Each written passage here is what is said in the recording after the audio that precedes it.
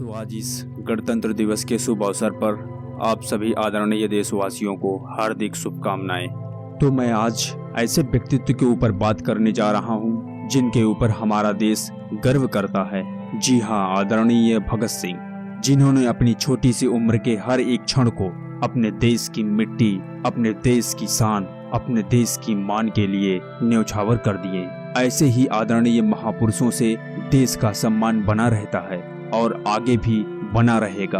भगत सिंह अपने छोटी सी उम्र मात्र 23 साल की आयु में जो कुछ कर गए वो अकल्पनीय था, अविश्वसनीय था। हम युवाओं को इनके जीवन से जीने की बहुत प्रेरणा मिलती है और मिलती रहेगी। इनके आत्मकथाओं को शुरू करने के पहले इनको नमन करते हैं। तो आइए अब इनके आत्मकथाओं के विषय में जानते हैं जो हम युवाओं के लिए एक प्रेरणा का स्रोत है।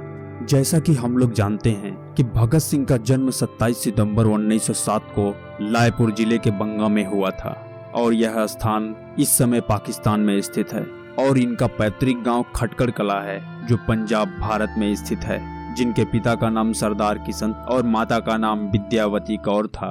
और भगत सिंह एक किसान के परिवार से बिलोंग करते थे। अमृतसर में 13 अप्रैल 1919 को हुए जलियांवाला बाग हत्याकांड ने भगत सिंह की सोच पर गहरा प्रभाव डाला था और इनकी सोच इसी घटना के बाद और भी दृढ़ हो गई। और इसी समय भगत सिंह लाहौर के नेशनल कॉलेज की पढ़ाई छोड़कर भारत की आजादी के लिए नौजवान भारत सभा की स्थापना की। भगत सिंह को भारतीय राष्ट्रवादी आंदोलन के सबसे प्रभावशाली क्रांतिकारियों में से एक माना जाता था। ये कई क्रांतिकारी संगठनों के साथ मिले जो भारतीय राष्ट्रीय आंदोलन में अपना बहुत बड़ा योगदान दिया। उस समय भगत सिंह मात्र 12 वर्ष के थे जब जलियांवाला बाग हत्याकांड हुआ था। इसकी घटना की जानकारी मिलते ही भगत सिंह अपने स्कूल से 12 मील पैदल चलकर जलियांवाला बाग पहुंच गए। इस उम्र में भगत सिंह अपने चाचाओं की क्रांतिकारी किताबें पढ़ा करते थे कि इनका रास्ता सही है या फिर नहीं। और फिर गांधी जी के असहयोग आंदोलन छिड़ने के बाद ये गांधी जी के अहिंसात्मक तरीके और क्रांतिकारियों के हिंसक आंदोलन में से अपने लिए रास्ता चुनने लगे। गांधी जी का असहयोग आंदोलन रद्द कर देने के कारण भगत सिंह को थोड़ा रोष उत्पन्न हुआ, पर पूरे राष्ट्र की तरह ये भी महात्मा गांधी जी का सम्मान करते थे। पर भगत सिंह गांधी जी के अहिंसात्मक आंदोलन की जगह देश की स्वतंत्रता के लिए हिंसात्मक क्रांति का मार्ग अपनाना नहीं चाहते थे। फिर इसके बाद भगत सिंह जुलूसों में भाग लेना प्रारंभ कर दिए तथा कई क्रांतिकारियों दलों के सदस्य भी बने। और भगत सिंह के दल के प्रमुख क्रांतिकारियों में चंद्रशेखर आजाद, सुखदेव, राजगुरु जैसे महान क्रांतिकारी शामिल थे। और भगत सिंह शुरू से चाहते थे कि हम लोग का अधिकार बिना हिंसा के मिल जाए। और जब काकोरी कांड में 4 क्रांतिकारियों को फांसी और 16 अन्य क्रांतिकारियों को कारावास की सजा दी गई, अंग्रेजों की इस हरकत पर भगत सिंह हिंसा करने पर मजबूर हो गए। क्योंकि हमारे शास्त्र भी कहते हैं जो जिस भाषा में समझता हो उसे उसी भाषा में समझाना चाहिए।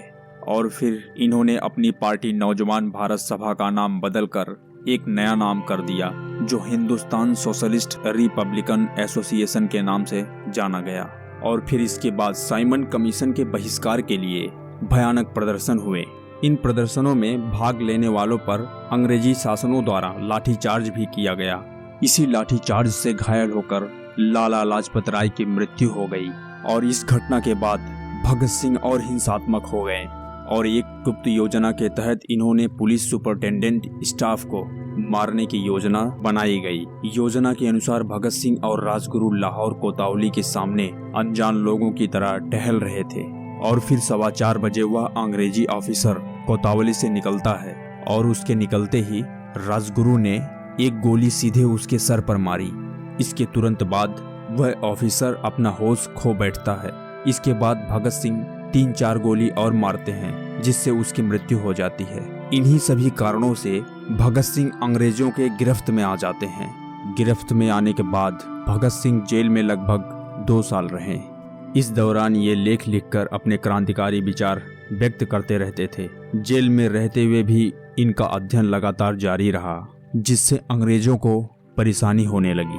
और फिर 26 अगस्त 1930 को अदालत ने भगत सिंह को भारतीय दंड संहिता की धारा 129, 302 तथा विस्फोटक पदार्थ अधिनियम की धारा 4 और 6F तथा IPC की धारा 120 के अंतर्गत अपराधी सिद्ध किया। 7 अक्टूबर 1930 को अदालत के द्वारा 68 पृष्ठों का निर्णय दिया, जिसमें भगत सिंह, सुखदेव तथा राजगुरु को फांसी की सजा सुनाई गई।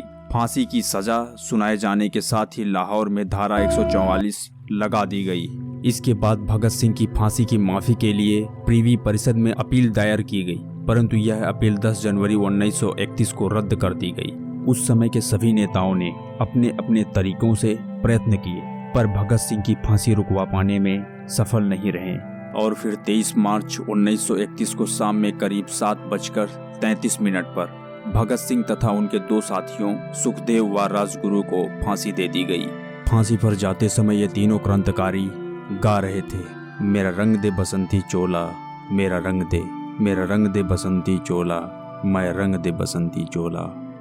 भगत सिंह को हिंदी, उर्दू, पंजाबी तथा अंग्रेजी के अलावा बंगला भी आता था, जो उन्होंने बटुकेश्वर दत्त से सीखी थी। उनका विश्वास था कि उनकी शहादत से भारतीय जनता और उत्तेजित हो जाएगी और ऐसा उनके जिंदा रहने से शायद ही हो पाता। इसी कारण इन्होंने मौत की सजा सुनने के बाद भी माफीनामा लिखने से साफ मना कर दिए थे और पंडित राम प्रसाद बिस्मिल ने अपनी आत्मकथा में जो दिशा निर्देश दिए थे, भगत सिंह ने उनका अक्षरशः पालन किए। उन्होंने अंग्रेज सरकार को एक पत्र भी लिखा था, जिसमें कहा गया था कि उन्हें अंग्रेजी सरकार के खिलाफ भारतीय के युद्ध का प्रतीक एक युद्ध बंदी समझा जाए तथा फांसी देने के बजाय गोली से मार दिया जाए। फांसी के पहले अपने भाई कुलतार को भेजे एक पत्र में भगत सिंह लिखे थे, आज के युवा भगत सिंह कैसे बन सकते हैं। उन्हें यह फिक्र है हरदम, नई तर्ज ए जफा क्या है, हमें यह शौक है देखे सितम की इंतहा क्या है, तहर से क्यों खफा रहे, चरख का क्या गिला करे, सारा जहां अदू सही, आओ मुकाबला करे। इन जोशीली पंक्तियों से उनके शौर्य का अनुमान लगाया जा सकता है। चंद्रशेखर आजाद से पहली मुलाकात के समय जलती हुई मोमबत्ती पर हाथ रखकर इन्होंने कसम खाई थी कि इनकी जिंदगी देश पर ही कुर्बान होगी और इन्होंने अपनी वह कसम पूरी कर दिखाई। किसी ने सच ही कहा है, सुधार बूढ़े आदमी नहीं कर सकते हैं, वे तो बहुत ही बुद्धिमान और समझदार होते हैं। सुधार तो होते हैं युवकों के परिश्रम, साहस, बलिदान और निष्ठा से, जिनको भयभीत होना आता ही नहीं और जो विचार कम और अनुभव अधिक करते हैं। ऐसा भगत सिंह कहते हैं। क्या आप कल्पना कर सकते हैं, एक हुकूमत जिसका दुनिया के इतने बड़े हिस्से पर शासन था, इसके बारे में कहा जाता था कि उनके शासन में सूर्य कभी अस्त नहीं होता था। इतनी ताकतवर हुकूमत एक 23 साल के युवक से भयभीत हो गई थी। इसीलिए कहा जाता है, इच्छा शक्ति कभी उम्र के गुलाम नहीं होती, वो तो हमेशा एक ज्वालामुखी की तरह धधकती रहती है। कहते हैं पूत के पांव पालने में ही दिखाई पड़ जाते हैं। 5 वर्ष की बाल अवस्था में ही भगत सिंह के खेल भी अनोखे थे। वह अपने साथियों को 2 टोलियों में बांट देते थे और वे परस्पर एक दूसरे पर आक्रमण करके युद्ध का अभ्यास किया करते थे। भगत सिंह के हर कार्य में उसके वीर, धीर और निर्भीक होने का आभास मिलता था। एक बार सरदार किशन सिंह इस बालक को लेकर अपने मित्र श्री नंद किशोर मेहता के पास उनके खेत पर गए। दोनों मित्र बातों में लग गए और बालक भगत अपने खेल में लग गया। नंद किशोर मेहता का ध्यान भगत सिंह के खेल की ओर आकृष्ट हुआ। भगत सिंह मिट्टी के ढेरों पर छोटे छोटे तिनके लगाए जा रहा था। उनके इस कार्य को देखकर नंद किशोर मेहता बड़े स्नेह भाव से बालक भगत सिंह से बातें करने लगे। श्री नंद किशोर मेहता ने पूछा, तुम्हारा क्या नाम है? बालक ने उत्तर दिया, भगत सिंह। तुम क्या करते हो? मैं बंदूक बेचता हूँ। बालक भगत सिंह ने बड़े गर्व से उत्तर दिया। आज के लिए बस इतना ही और इन महापुरुषों के चरणों में नमन करते हैं। यदि आप हमारे चैनल पर नए हो तो चैनल को सब्सक्राइब करके बेल आइकन को प्रेस कर दें, जिससे हमारा नोटिफिकेशन आपको मिलते रहे। तो चलिए मिलते हैं किसी नेक्स्ट वीडियो में। तब तक के लिए जय हिंद, जय भारत, वंदे मातरम।